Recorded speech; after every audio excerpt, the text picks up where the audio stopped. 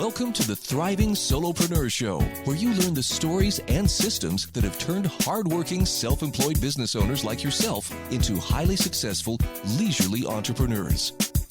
This show is dedicated to those who went into business for themselves because they had an idea or suggestion that ignited their passions to do more, to do it better, and to solve a problem in our community. Whether your business started in a basement, a garage, or at a kitchen table, this episode will bring to you a system, a tip, or an entrepreneur that has been where you are and can guide you to living the fulfilling life you desire for yourself. Here's your host and serial solopreneur, Janine Bolon. Hello, this is Janine Bolon with the Thriving Solopreneur Show, and with me today, I have Mitch Grant. And Mitch and I have known each other for so many years, and it's such a pleasure to be able to have him on the show today. Mitch formed the Granite Capital Management Group in 2018, and he's actually been a registered representative with Lincoln Financial Advisors since 1989. So this guy has been in financial management almost the same length of time I've been in radio. So that should tell you something. It's been decades, people. The focus of his practice is investment management and retirement income planning for affluent families, individuals, and here you go, small business owners. So that would be you. Mitch graduated in 1976 from Upper Arlington High School and received his BA from The Ohio State University, OH. Say it to me. Ohio. All right.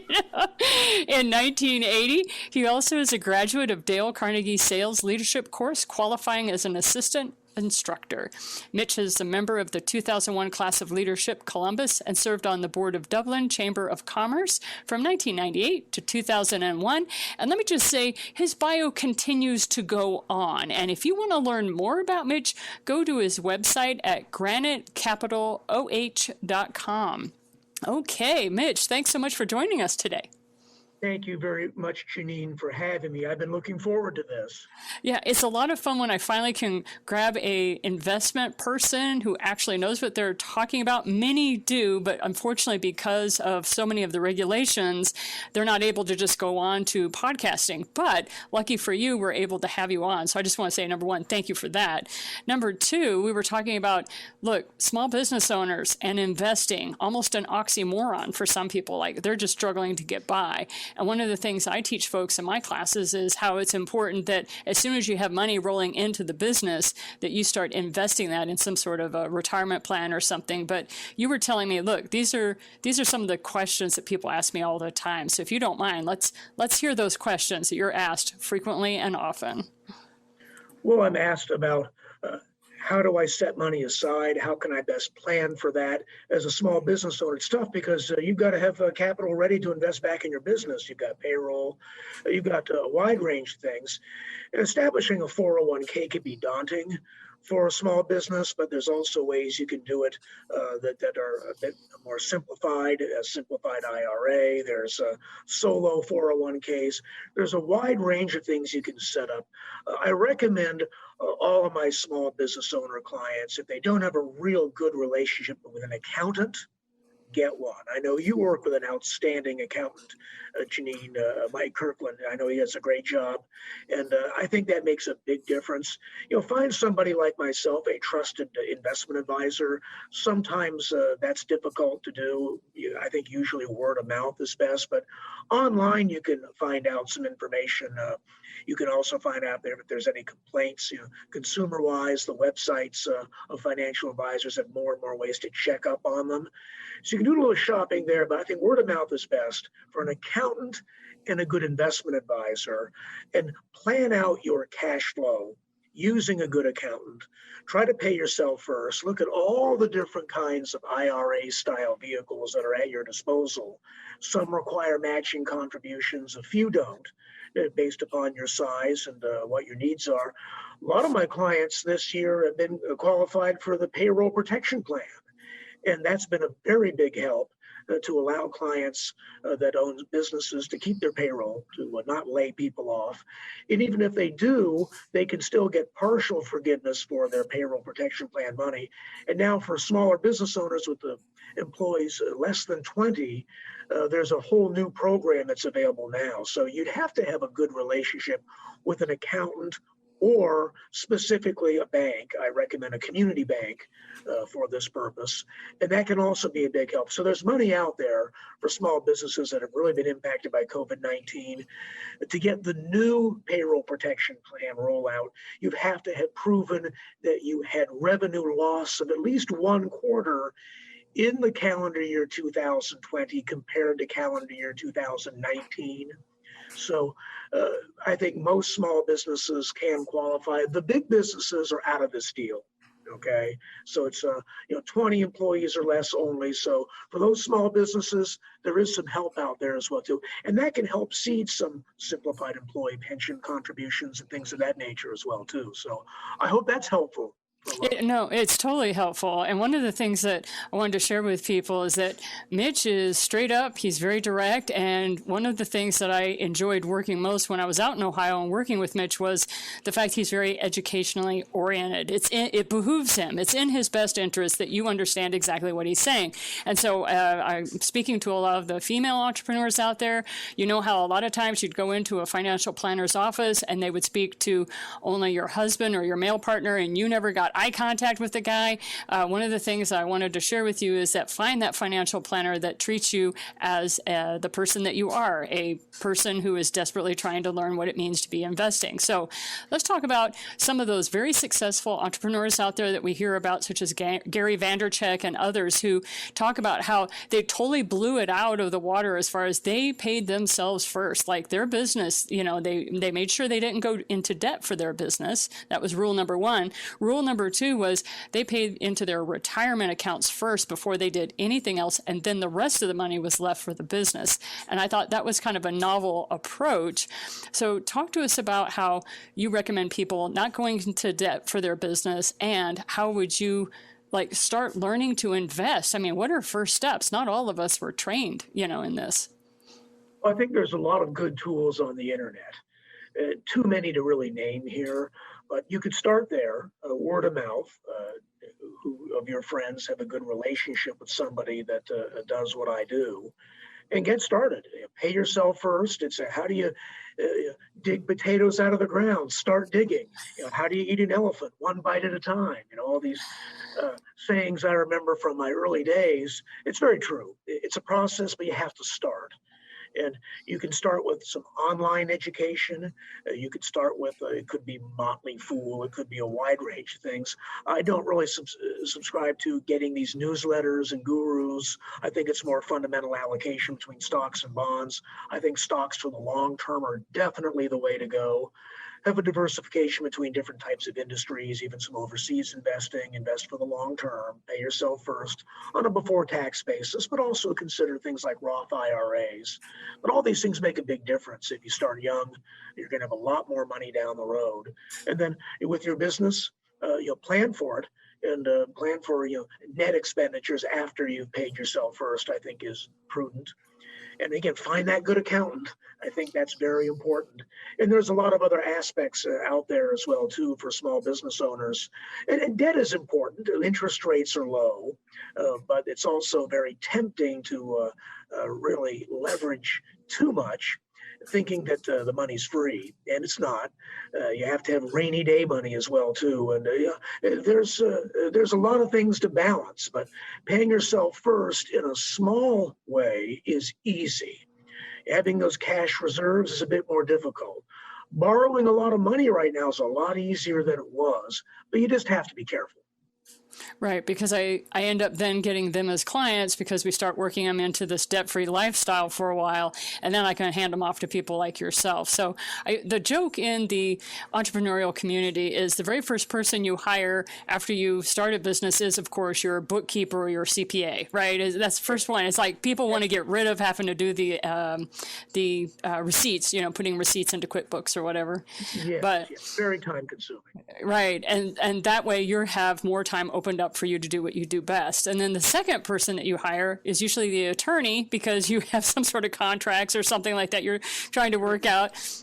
And then I always recommend to people, and then when you get ready to start digging those potatoes and you have money rolling in and you know you have taxes you have to pay, but you have to pay yourself. Get yourself on a paycheck is what I tell folks, even if it's something as crazy as $25 a week. I'm like, just something to get yourself into that income stream so that you can start moving with the next account. So you were talking. Yeah, so those are like basics, because sometimes people forget the basics. They think we have to talk really highfalutin. So for starters, though, with you, when you're talking to people and you're talking about leveraging your cash and that sort of thing, where do you recommend for people to go? You were mentioning Motley Fool and others.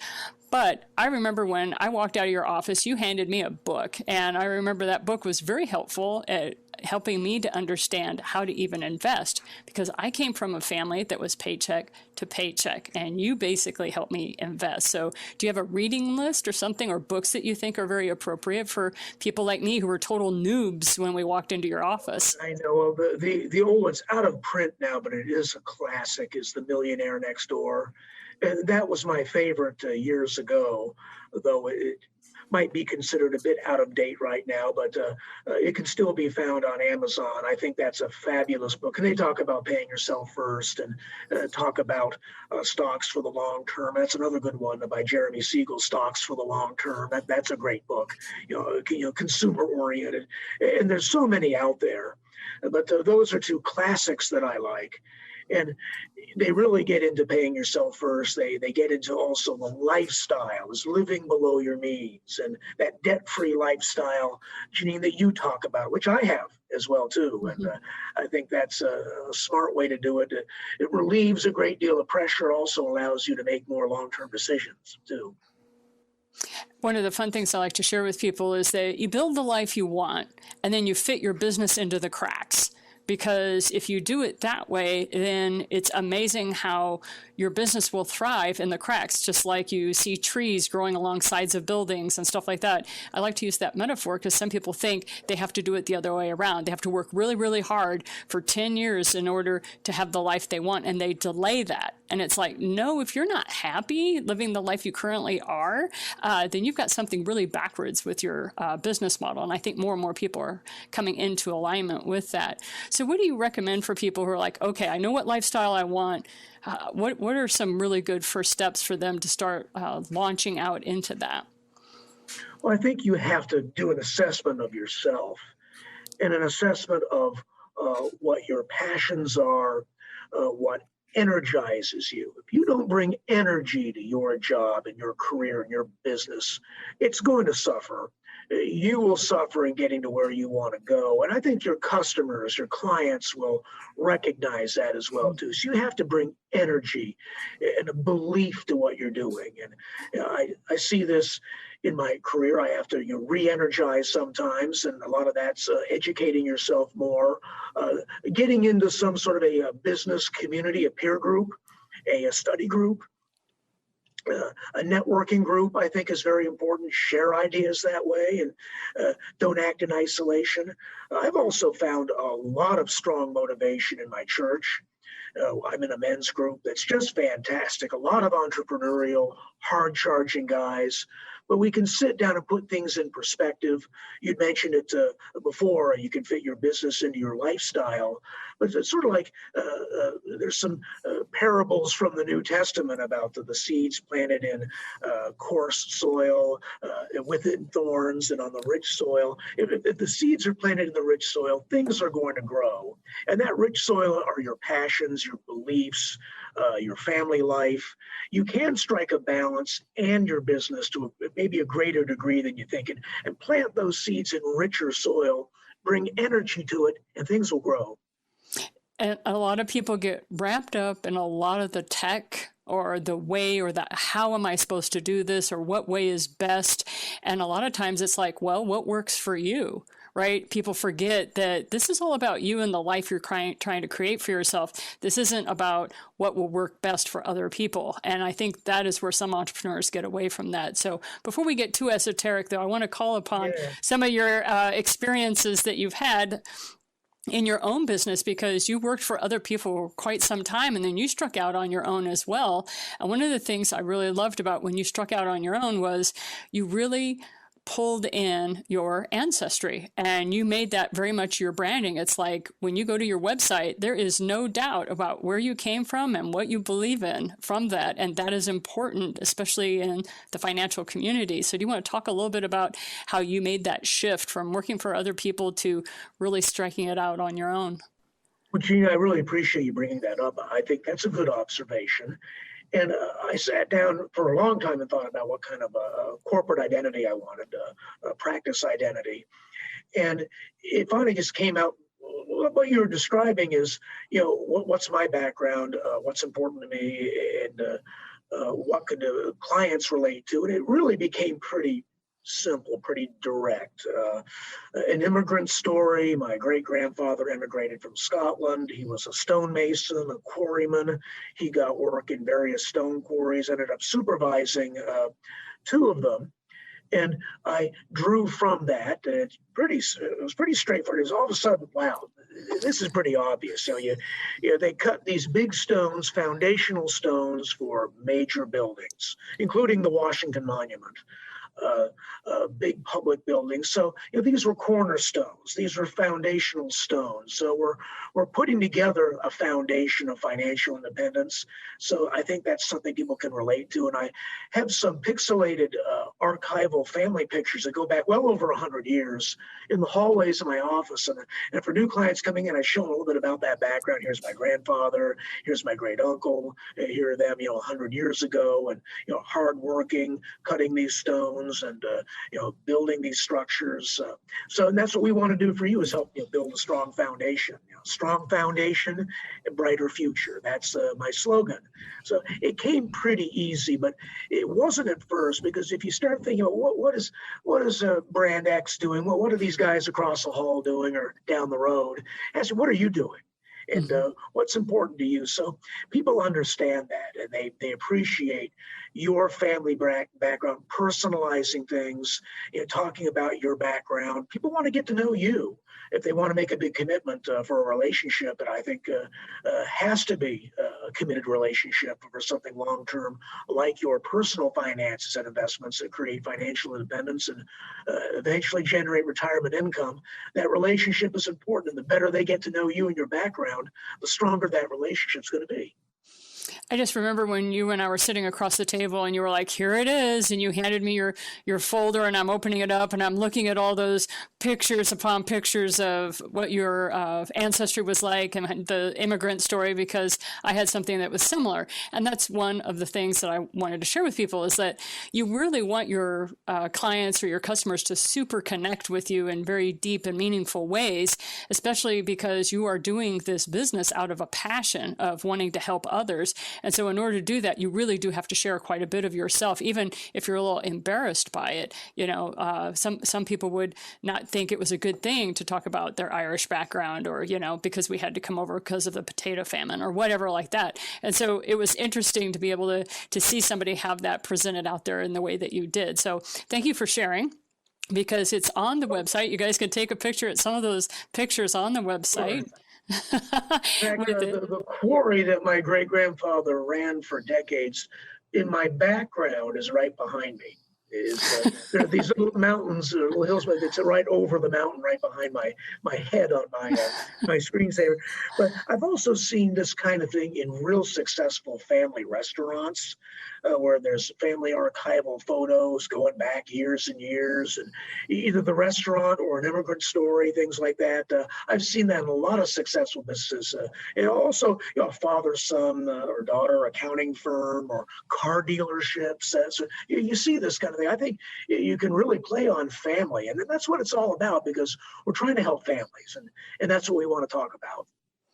So that's one of the fun things about really honing in on your branding. I know there's a lot of marketing people and all that, but I have to say, Mitch is very good at what he does. And these are the successes I've seen. I've been enjoying watching him as he moves through his branding and shares more and more about what makes a successful mindset for people.